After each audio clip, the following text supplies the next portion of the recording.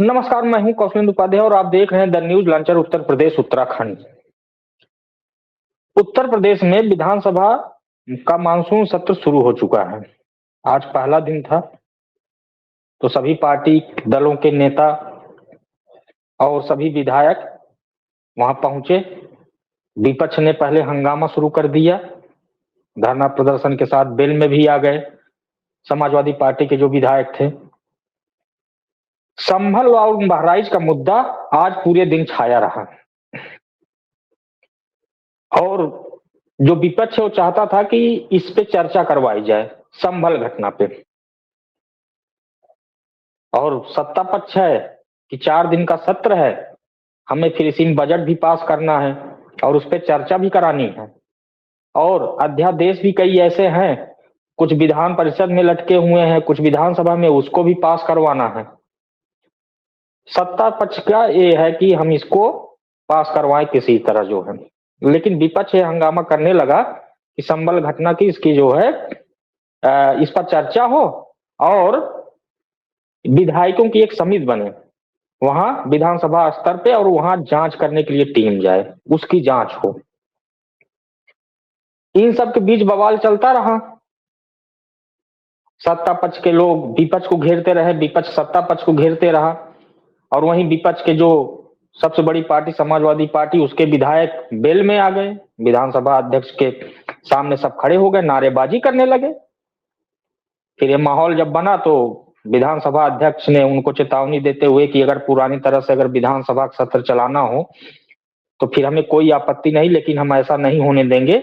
नए सत्र पे जो चर्चा है उस पे की जाए, जो सवाल रखे गए हैं, क्योंकि पटल पे पहले ही जो सवाल जो जिन विधायकों को होते हैं, जिनके होते हैं, वहां पे पहले ही सब पहुंच जाते हैं, फिर उसी पे सवाल जवाब शुरू होता है। अब तो सीधा जो है पेपरलेस कार्रवाई है। स्क्रीन पे अपने सामने लगे, स्क्रीन पे आप अपने सवाल लिख के दे सकते हैं और जवाब भी उसी मिल जाता है। अगर आपको सवाल का जवाब सही नहीं मिला, फिर आप खड़े होकर उस पर सवाल पूछ सकते हैं और सत्ता उस पर जवाब देगी। जो जिम्मेदार हैं, जो मंत्री हैं, सब उस पर जवाब देंगे। लेकिन जब इन सब बवालों के बीच में एक ऐसा चेहरा खड़ा हुआ, उसके बाद विपक्ष एकदम शांत हो गया और सत्ता पक्ष के लोग भी शांत हो गए। वो नाम रघुराज प्रताप राजा भैया। सब जानते हैं रघुराज प्रताप राजा भैया की राजनीति में जो दखल है वो कितनी रही है। 2007 के पहले कई सरकारों में कितना दखल रहा है, कितनी सरकारें उन्होंने बनवाई बिगाड़ी होंगी, किनसे किनसे संबंध रहा, सब जानते हैं। जो राजनीति के जानने वाले धुरंधर हैं वो सब जानते हैं कि राजा भैया कितनी पैठ, और उन्होंने बेसिक मुद्दों को एकदम उठाया। 2 मिनट के लिए विधानसभा अध्यक्ष कह रहे थे कि 2 मिनट में आप अपनी बात करिए, लेकिन उन्होंने पूरे 6 मिनट तक बात की और अपनी बात को उन्होंने बड़ी संजीदगी से, बहुत शालीनता से रखी। और लेकिन वो सादगी और संजीदगी और शालीनता में भी सत्ता और विपक्ष एकदम शांत हो गया। उन्होंने दिखा दिया कि अगर हम चाहे तो किस निष्कर्ष पे जा सकते हैं, और राजनीतिक संकेत भी जो उनका स्टैंड है आगे का, अगर जो जानने वाले हैं, जो मानने वाले, कहने लगे कि राजा भैया ने अपनी अगली राजनीति के लिए संकेत भी दे दिया है कि किस तरफ है और किस तरह की वो राजनीति करेंगे। जब विधानसभा सत्र में पहले ही दिन जब वो खड़े हुए, आज का अगर पूरा देखा जाए सत्र की कार्रवाई, मुख्यमंत्री योगी आदित्यनाथ भी बोले हैं, लेकिन अगर सीएम को छोड़ दिया जाए, जितने भी नेता खड़े हुए बोलने वाले, चाहे नेता विरोधी दल हो, शिवपाल यादव भी हो, चाहे कोई भी नेता हो, विपक्ष का कोई भी नेता हो, क्योंकि खुद राजा भैया अपनी खुद की पार्टी है जनसत्ता दल से वो विधायक बने हैं। पहले निर्दल विधायक बनते थे, लेकिन उन्होंने जब अपनी पार्टी बनाई उसके बाद वो उसी से चुनाव लड़े और जीते। तो कोई ऐसा भी नहीं उन्होंने सत्ता को जो है समर्थन दिया हो, न उत्तर प्रदेश में न केंद्र में। तो लेकिन उनकी आज की बात से ये लग गया जो विपक्ष, जो समाजवादी पार्टी ये सोचती थी कि लोकसभा चुनाव में अगर जो है कौशाम्बी और प्रतापगढ़ की सीट गड़बड़ हुई है तो उसमें राजा भैया का अहम रोल रहा है। राजा भैया इसका मतलब समाजवादी पार्टी से गुपचुप तरीके से कुछ न कुछ रणनीति तय कर रहे हैं। तो उन्होंने आज इस अपने बयान से आज विधानसभा सत्र में दे दिए कि नहीं, उनका जो नियम जो कानून है वो अपने हिसाब से ही है। अब समझौता उनके हिसाब से जिसको करना होगा वही जाएगा।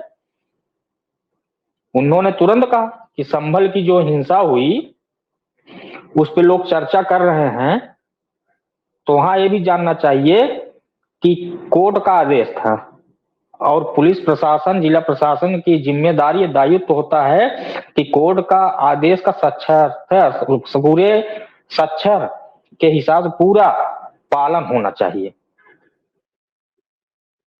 और प्रशासन वही करवा रहा था। उन्होंने कहा कि हमारे यहाँ भी अगर किसी को आपत्ति है तो मंदिर सर्वे का अगर आएगा तो ऐसा नहीं है कि हमारे तरफ से कोई पत्थर गुम्मा चलाएगा कि विरोध करेगा। कोर्ट है, कोर्ट में अगर वहां पे लोअर कोर्ट ने आदेश दिया तो उसे हाई कोर्ट में जाना चाहिए था, ऊपर की कोर्ट में जाना चाहिए था विपक्ष को कि हाँ कि उसका सर्वे नहीं होने चाहिए। और उसके बाद उन्होंने बहराइच की भी घटना का जिक्र कर दिया कि बहराइच में जो घटना हुई है ये भी देखना होगा। और सबसे महत्वपूर्ण बात उन्होंने कुंदरकी का कर दिया। कुंदरकी के जो विधायक हैं वहां पे जो आरोप समाजवादी पार्टी ने लगाया कि 65% मुसलमान थे तब भी वहां सपा के विधायक नहीं जीत पाए, ये जो है वोटों की लूट करके विधायक बने हैं। उन्होंने उस पर भी कहा कि मैं कुंदरकी के जो नए सदस्य विधानसभा में आए हैं बनकर, मैं उनको नहीं जानता, मेरा कोई परिचय नहीं है। एक सिर्फ सामान्य सी प्रक्रिया में है कि उनका परिचय, सब जितने नए सदस्य हैं उनका परिचय एक हो जाए। बाकी जिस तरह से आरोप लगे कि कुंदरकी में वोटों की लूट करके आए हैं, ये तो सभी विधायकों के लिए अपमान हो गया कि जहां मुस्लिम बाहुल इलाका है, विधानसभा है, वहां से मुस्लिम अगर नहीं जीता तो वोटों को हिंदू ज्यादा है, वहां पे अगर जो है सत्ता की अगर हिंदू नहीं जीत पाया तो वहां वोटों लोग, ये आरोप तो बहुत गंभीर है। इस तरह से विधायक का अपमान किया जा रहा है, इसको भी सोचना होगा कि आखिर में ऐसी बात क्यों कही जा रही है।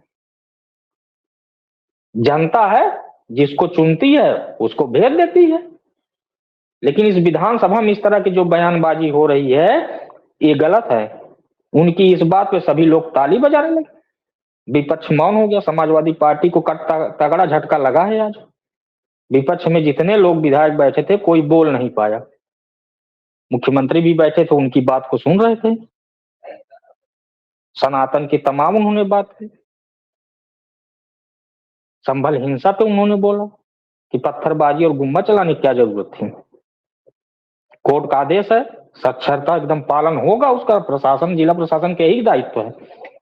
लेकिन पत्थर, जिन पुलिस वालों को पत्थर फेंके गए, जिन चोटिल हुए, उनकी भी चर्चा क्यों नहीं हो रही है।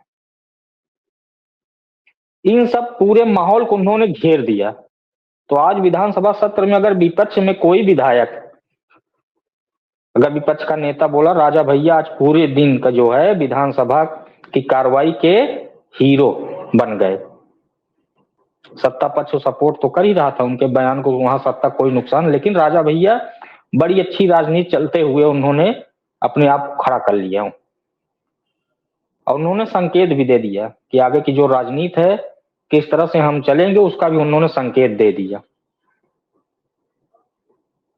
अखिलेश यादव हो चाहे बीएसपी सुप्रीमो मायावती हो, किस तरह से अखिलेश यादव से अलग हुए ये भी सब जानते हैं। समाजवादी पार्टी में भी 2012 से जब सरकार अखिलेश यादव की थी तो भी मंत्री थे। सीओ जियाउल हत्याकांड में किस तरह से उनके ऊपर दबाव बना, उन्होंने इस्तीफा दिया मंत्री पद से, फिर बाद में जांच हो गई, क्लीन चिट जब उनको मिला तो फिर मंत्री बन गए। लेकिन अब उनकी राजनीति एकदम साफ, एकदम एक किनारे हो गई है। अब उसमें कोई दो राय नहीं है कि राजा भैया की जो राजनीति किस तरफ जा रही है आज के उनके इस बयान से क्लियर हो गया है। बहरहाल आगे की राजनीति कहां कब करवट ले ले कुछ कहा नहीं जा सकता है, क्योंकि राजा भैया भी कई ऐसे सरकारों में रहे हैं मंत्री, कई ऐसे विधायक उनके साथ ऐसे रहे हैं कि चाहे तो सरकार रातों रात गिर गई है और फिर बन गई है। तो आने वाले समय में क्या हो जाएगा कोई कुछ बता नहीं सकता है। बयानों के आधार पे जो आकलन था वो मैंने आपको बताया, जो लोगों में चर्चा थी आज वो मैंने आपको बता दिया। बहरहाल जो भी होगा आगे अपडेट देंगे। दीजिए इजाजत, नमस्कार।